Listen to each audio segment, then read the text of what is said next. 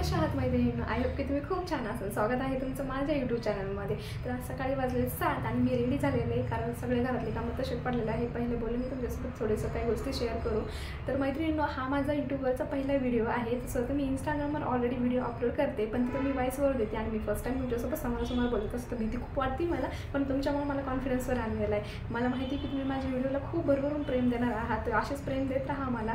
आणि मी तुमच्यासोबत काय शेअर करणार आहे तर मी तुमच्यासोबत शेअर करणार आहे माझ्या दररोजच्या रुटीन, जी मी माझ्या छोट्या बेबीसोबत कशी राहते, मी कशी स्वयंपाक बनवते, ह्या सगळ्या गोष्टी मी तुमच्यासोबत शेअर करणार आहे। तर चला आज बघूया आपण मी आज दिवसभरामध्ये काय करते ते।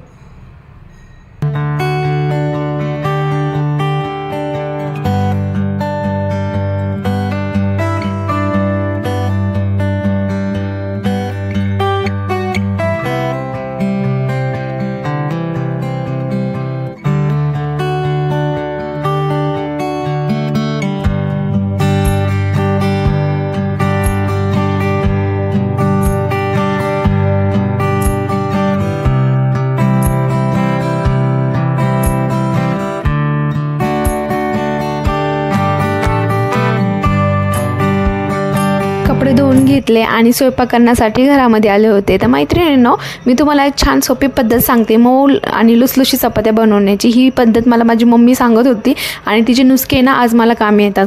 ज्यावेळेस आपण पीठ मळतो ना त्यावेळेस पीठ जास्त पातळ न करता थोडंसं जाडच ठेवायचं आणि नंतर हळूहळू पाणी टाकून नंतर त्याला थोडंसं पातळ करायचं, जसं तुम्हाला हवं आहे तसं। तर याने असं होतं की पोळी खूप छान मऊ लुसलुशीत होते। कोणते पण गहू असू द्या तरीसुद्धा पोळी मऊ आणि लुसलुशीत होते। हे बघा, मी काही न करता माझी पोळी किती छान फुगते ते बघा। मी दररोज याच पद्धतीने पीठ मळते। तर आज पोळ्या वगैरे करून घेतल्या, भाजी बनवली आणि बाहेर थोडंसं काम होतं, दळण ठेवायला जायचं होतं मला। पीठ संपत आलेलं होतं, मी दळण ठेवायला गेले पण ते काका बोलले की 1 तासानंतर ये।